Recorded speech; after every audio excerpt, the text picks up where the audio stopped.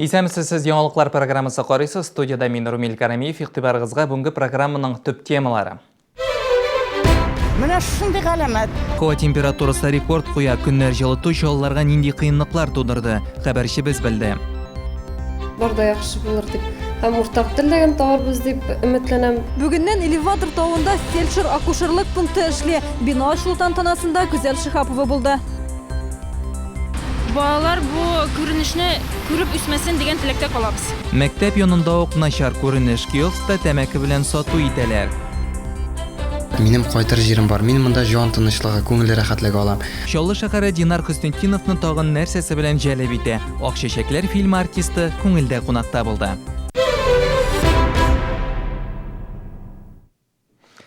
Температура рекорд сызыгын узды. Бүген Чаллыда һава 8 градуска кадәр җылынды. Бу тиешле нормадан 9-10 градуска артык. Һаваның кинәт җылынуы чаллыларга нинди кыенлыклар тудырды? Юлларда нинди хәлләр? Хәбәрчебез білді. Көздә менә шундай бала белән йөрибез инде без. Хәзер мин монда 82нче елдан бирле торам, 30нчы ел. Менә шундай галәмәт. Зеп бистәсендә яшәүчеләр 18нче комплекс тукталышына шушы юлдан баралар. Көннәрнең кисәк җылытып җибәрүе күп елларга сузылган проблемаларны кабат яңартты. Юл су астында калды. Яз көне менә шунда топыл агачын кистеләр дә юлны ватып бетерделәр. Юлны ватып беткәч, мин 18нче комплекстагы ЖЭК начальнигына звонить иттем, ул Шахматова. Шахматова миңа җавап бирде. Бу юл проектта юк. Вакыты җиткәч рәтләрбез диделәр. Орловка поселогында да проблемалы участоклар шактый. Машина юлларында күлләүкләрнең узынлыгы 150 метрга кадәр сузылган. Алар бөтен булган чокырларны күмгән. Автомобильләрне эштән чыгарабыз инде дип уфтана машина хуҗалары. Мин моннан йөргәнем, су двигательгә эләксә, салонга хәтта пар керә. Тәрәзәләр тирли, бер-бердә күреп булмый. Тормозларга басып, алгы тәрәзәләрне сөртәсе була. Шул вакытта артта берәрсе булса, авариядә чыгарга мөмкин. Мәскәү һәм Галескар Камал проспектлары киселешендәге зур су күлләүгә җәүлеләр сукмагын каплаган. Кешеләр ясалма калкулык буйлап юл аша чыгалар. Биредә яшәүчеләр әйтүенчә, су биредә гел җыелып тора. Там этот, наверное, канализация нет. Монда канализация чокыры юктыр. Ел сайын шул хәл берәүгә дә кирәк түгел. Җыелган сулар үстенә юллардагы бозлавык та өстәлде. Травматология бүлегендә бу вакытка 100дән артык кеше ярдәм сорап мөрәҗәгать иткән. Очень скользко. Просто Бик бозлавык. Менә ул безнең бүген егылды. Чалбарларын пешераткан дәрестә шул юыш килеш утырырга туры килгән. Алдан көзнең ничек буласын белеп булмый. Октябрь аенда да 20 градус салкыннар була. Яңа елда яңгыр яуганы да бар. Шулай булгач һава торышын берничек тә алдан күреп булмый. Бәлкем безнең экология белән тәртип юктыр, чөнки бер кайчан да ноябрь аенда булай булганы юк. Хәтеремдә кичкенә чакта 7 ноябрьдә чана-чаңгыда шулай идек. Иртәгә инде салкын айтачак. Синоптиклар хәбәр итүенчә, сишәмбе һава торышы 0 градустан югары күтәрелмәячәк. 24 ноябрьдә төнлә һәм иртән карлы яңгыр көтелә. Киләсе атнада ноябрь ахыры өчен гадәти булган салкын һава торышы көтелә. Юлларда көчле бозлавык булачак, сак булыгыз. Илсия Валиуллина, Гүзәл Хәбибуллина, яңалыклар. Шүпне төрләргә айырып җыя башлыйлар. Чаллыда беренче тапкыр яшел урам дип исемләнгән акция үтте. Заманча контейнер Зеп бистәсенә куелды. Проект турында шәһәрдәшләр нинди фикердә? Хәбәрчебез білді. Шимбе көн булган көчле буран шәһәрдәшләрне куркытмады. Алар акцияны хуплап каршы алды. Лариса Олесова пластик шешәләр һәм 12 килограммга якын макулатура алып килгән. У меня все время откладывается. Шүп һәр вакыт күп җыела. Шәйне бушаткач пакетын алып куям. Токмачны кында ташламыйм. Безне 1982 елда ук шулай өйрәткәннәр иде. Акцияда нигездә Зеп бистәсенең кагаччылар микрорайонында яшәүчеләр, укытучылар һәм укучылар, аларның ата-аналары катнашты. Шәһәр җитәкчеләре дә үзләре белән макулатура алып килгән иде. Чаллыда шүпне төрләргә аерып җыю өчен беренче контейнер куелды, әмма ул соңгысы булмаска тиеш. Шүпне төрләргә аерып җыю бик яхшы башлангыч. Бу шәһәрдәшләрнең үзләре өчен дә файдага булачак. Экологиягә файда дип саныйм. Күп кенә шүпләр, әйтик пластик шешәләр, алар бит меңәр ел буе таркалмый ята, ә монда алар шунда ук файдага китәчәк. Чаллыда икенче чималны эшкәртү белән катыргы кагаз комбинаты шөгыльләнә. Бу елына 1 миллион агачны саклап калырга мөмкинлек бирә. Поэтому картонно-бумажный комбинат. Катыргы кагаз комбинаты макулатурадан файдаланып эшли. Пластик эшкәртүче предприятиеләр дә бар. Һәм алар барысы бергә бер схема барлыкка китерә. Шөпне төрләргә аерып җыю каты көнкүреш калдыклары полигонын озаграк кулланырга да мөмкинлек бирәчәк. Киләсе елга шөпне төрләргә аерып җыю өчен контейнерларны мәктәп, парк һәм микрорайоннар территорияләренә дә куячаклар. Лесенханова, Лесен Габдрашитова, яңалыклар. Ышанычлы түзүчүнү тәжрибелі риэлторны қойын табарға, тұрақны қойда имендентләштерерге, бұл һәм фатир сатып алуға қағылышлы башқа сұрауларға ипотека күнінде жауаплар иштерге мөмкин болачак. Бұл хакта бүгін мэрияда узган матбугат конференциясында сөйләделәр. Шәһәрдә беренче тапкыр үзенчәлекле ярминка үткәрелә. Ул 29 ноябрьдә КамАЗ мәдәният йортында иртәнге 9-дан кичке 4-кә кадәр дәвам итәчәк. Чарада күчемсез милек агентлары, төзүче компаниялар, пенсия фонды һәм салым инспекциясы хезмәткәрләре катнаша. Бүген шәһәрдә кредит өчен түли алмаучылар шактый ярминкәдә аларны да көтәләр. Есть самый сложный вопрос. Иң катлаулы сорауларның берсе үз вакытында кредит алып, бүген аны түли алмаучылар күп нишләргә. Бу сорауга да ярминкәдә банклар җавап бирәчәк. Кредитларны ничек җайларга, хәтта аларны түләү өчен ташламалы шартларда башка банктан кредит алырга да мөмкин. Сорауларның барысына да шәһәрдәшләр персональ рәвештә җаваплар ишетәчәк. Ярминкәдә социаль ипотека белгечләре дә катнаша. Урында җавап бирә алмаган очракта вәкилләр сорауларны язып алачак. Ярминкә торак базарында җанлану барлыкка китергә тиеш. Чөнки фатирны арендага алу белән ипотека кредиты түләү арасында аерма бик аз ди белгечләр. Депутатка сорауың болса, алдан языл. 1 декабрь көне Бердәм Россия партиясының җирле бүлекчәсендә Бердәм кабул итү көне оештырыла. Иртәнге 8-дән кичке 6-я кадәр шәһәрдәшләрне Татарстан Дәүләт Советы, шәһәр советы депутатлары һәм башкалар тыңлаячак. Узган ел республикада Бердәм кабул итү көнендә депутатлар 5000-гә якын кешене кабул итте. Аларның 17%-ның сорауы уңай хәл ителде. Элеватор тауында фельдшер-акушерлык пункты ачылды. Әлеге бинаны булдыру өчен республика бюджетыннан 5 миллион сумга якын акча бүленде. Төзү эшләре апрель айында башланды. Октябрьдә тамамланды. Пунктта заманча җиһазлар, кирәкле медикаментлар бар. Ачылу тантанасына хәбәрчебез безнең Лилия Шагапова да булды. Элеватор тауында медпункт күптәннән юк, биредә яшәүчеләр Чаллыда урнашкан 4-нче шифаханәгә йөрде. Табиб кабул итсен өчен озаклап чиратта тору дисеңме, эләгә алмасан яңадан җәяү кайтып китәргә дә туры килә иде ди поселокта яшәүчеләр. Бала белән, конечно, авыр башта бит инде безнең монда йөрне мостик та юк. Ярый хоть ансын ясадылар бит җайлы хәзер йөрергә. Даже ташланган балалар шикелле идек инде без. Бер дару алу өчен дә инде дигәндә чыгарга кирәк. Бик зур рәхмәт инде. Нәрсә белән бара идегез? Җәяү без речка буенда утырабыз. Җәяү мостиктан. Без башта инде элекурын әзрәк кенә яңартып, шуңа пристрой ясарга дигән идек. Аннан соң инде без тырыша торгач, хат яздык бик күп җирләргә. Министерство здравоохранениега бер генә хат язмадык. Ниһаять, элеватор тауында яшәүчеләрнең сорауларын ишеттеләр. Элек дәүләттән медпункт сорап иргән әбиләр бүген рәхмәт әйтеп дуа кылды.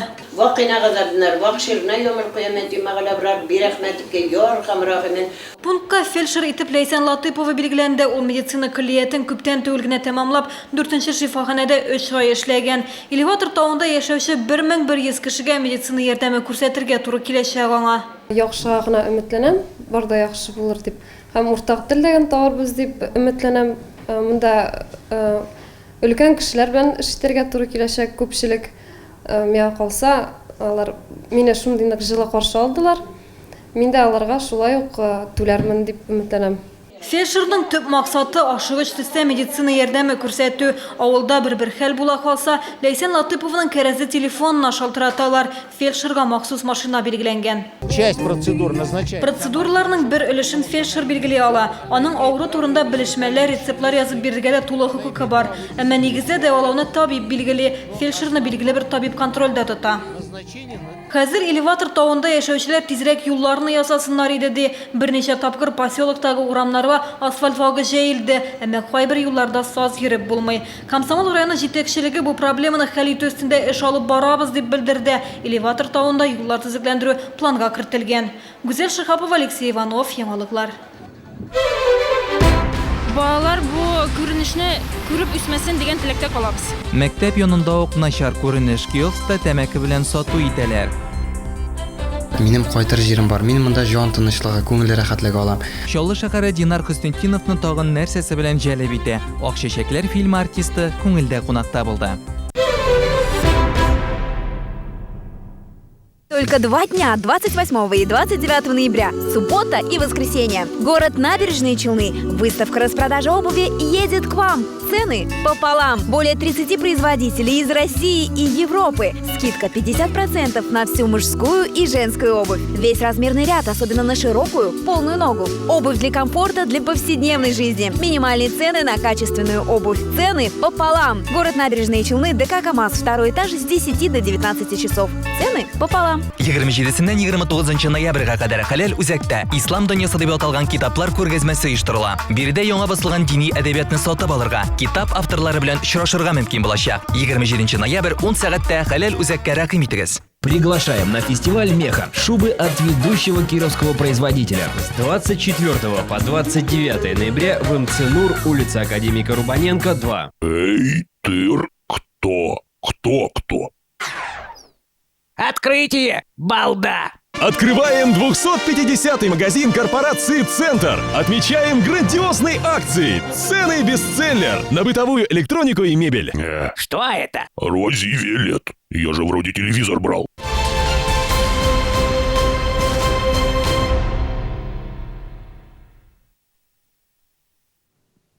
Siz yanılıqlar programımıza qarayısınız. Devam etemiz.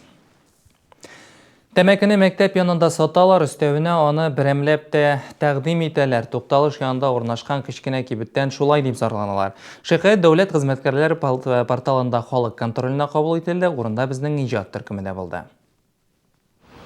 Менә ул кибет Мәскәү проспектында янгын куркынычсызлыгы депосы тукталышында урнашкан. Янәшәдә генә 35-нче мәктәп халык контролына язган автор бирдә тәмәке тартуга каршы законның үтәлмәүе хакында сөйли. Бу чыннан да шулаймы? Хәбәрчебез сигаретны дәнәләп алып карады. Аңа документларын да сорап тормыйча 2 дәнә тәмәке саттылар. Өстәвенә якында гына 35-нче мәктәп урнашкан. Сатучы да тәмәке сату кагыйдәләре белән аз таныш булуын әйтте. Мы корреспонденты. Это была проверка. Скажите, пожалуйста, вы всем продаете поштучно сигареты? И почему? Это же законом запрещено. В смысле? Ну, я продаю взрослым человеком, детям. Поштучно запрещено продавать по закону. Закон нигезендә белем бирү учреждениеларынан 100 метрдан азрак ераклыкта тәмәке сатарга ярамый. Бу сатып алучының нинди яшьтә булуына карамастан. Моңа закон бузуның тагын бер түре тәмәкене дәнәләп сатуда өстәлде. Тәмәке сату, тем более мәктәп территориясында, мәктәп янында бик начар инде. Балалар бу күренешне күреп үсмәсен дигән теләктә калабыз. Видел, много раз покупают. Именно в этом магазине? Ну, да. Надо какой-то рейд провести. Бирдә рейд үткәрергә кирәк, тик моның өчен закон бозулу турында кемнән дә булса гариза кабул ителергә тиеш. Димәк, монда хокук сакчыларын чакыртырга кирәк. Автор халык порталына башка урыннарда да шундый ук закон бозу очраклары турында яза. Тик безнең иҗат төркеме ул күрсәткән башка урыннарда мондый фактларга топ булмады. Лесен Ханова, Римма Алексеева, Дмитрий Речев, яңалыклар. Шәһәрдәшебез Татьяна Шигоева җирдә айга очты. Ул ай 2015 проектында катнашты. Татьяна һәм тагын 7 кыз 9 көн буена изоляцияләнгән космик корабльдә булды. Шушы вакыт эчендә алар 30-га якын эксперимент ясарга тиеш иде. Барысы да уңышлы үтте. Татьяна тумышы белән безнең шәһәрдән бу елларда ул Чаллыга туганнарына кайтты. Аның белән безнең хәбәрчебез дә очрашты. Если на Земле там есть 5-дневный рабочий день и 2 дня выходных, то у нас этого не было. Татьяна Шигуева өчен тормыш 2-гә җирдәге һәм айдагыга бүленде. Шәһәрдәш космик очысын сагынып искә ала. Ул үзе теләп экспериментта катнашырга булган һәм моның өчен бер генә тапкырда үкенмәгән. А когда эксперимент подходил к завершению, вот даже, например, я вспоминаю, так это были... Эксперимент уртасына җиткән иде инде. Мин бу көннәрне сагыначагым турында уйлап куйдым. Шунысына куандым. Проектта катнашучыларның барысы да институтта эшләүчеләр. Без алга таба да күрешә алачакбыз. Проектта катнашучыларның һәр көне әнә шулай башланган. Иртәнге җидедә йокыдан тору, кан анализы бирү, виртуаль стоматологка күренү, яңа медицина җиһазын сынау, космонавтларның сәламәтлеге ныклы контроль астында. Космик корабльгә бик күп санда видеокамералар куелган. Мониторның икенче ягыннан аларны экспертлар күзәткән. Корабль җирдә РАН институтында урнашкан. Айга очу бары тик имитация генә. Сначала проверяется тензочувствительность. Вот здесь у нас есть такой специальный зажим, в который вставляется палец, и специальным стержнем на палец осуществляется давление. Татьяна бір қойшанда космонавт булырга хыялланмаган. Табиб булу теләге аны Казан университетына биология факультетына китергән. 5-нче курста кызга медицина биология проблемалары институтына аспирантурага киргә тәкъдим итәләр. Таня каршы килми. Хәзер ул космостан башка үзен күз алдына да китерми. Гаиләсендә шәһәрдәшнең мавыгына теләктәшлек күрсәтәләр. После этого посещения места работы я поняла. Мин аның эш урынында булганнан соң ни өчен шөгылен шул кадәр яратуын аңладым. Шуннан соң кайтасын килмиме дигән сорауны биргәнем юк. Сейчас девушки тренируются. К желтому, я думаю. Сейчас вперед подам. Отрабатывают технологию виртуальной реальности. Айга кадәр корабль 3 көн барган. Кызлар космосны виртуаль рәвештә приборлар ярдәмендә генә күрә алган. Корабльдә душ булмаган, проектта катнашучылар өчен махсус сөлгеләр куелган. Алар чәчләрен космик шампунь белән сусыз юган. Ризык исә алдан әзерләнгән, аны махсус мичтә җылтырга гына туры килгән. Кушаем много, хорошо, весело. И наш первый обед, он был такой теплый, по-домашнему, уютный. Экспериментта катнашучыларга бер тиен дә акча түләмәгәннәр. Аларны институттан ирекле рәвештә махсус сайлаганнар. Бу киләчәктә чынлап тайга ачу өчен кирәк. Тик шәһәрдәшебез әйтүенчә, бу эксперимент аның өчен соңгысы. Ул эшләрләрдә бары тик оештыручы буларак кына катнашырга җыена. Ләйсәнханова, Ксения Антонова, яңалыклар. Голос дети бүтін Россия проектында катнашучылары ДЦП диагнозлы балаларга теләктәшлек күрсәтте. 20 ноябрьдә Арган залында еш йолдызлар катнашында хәйрия концерты үтте.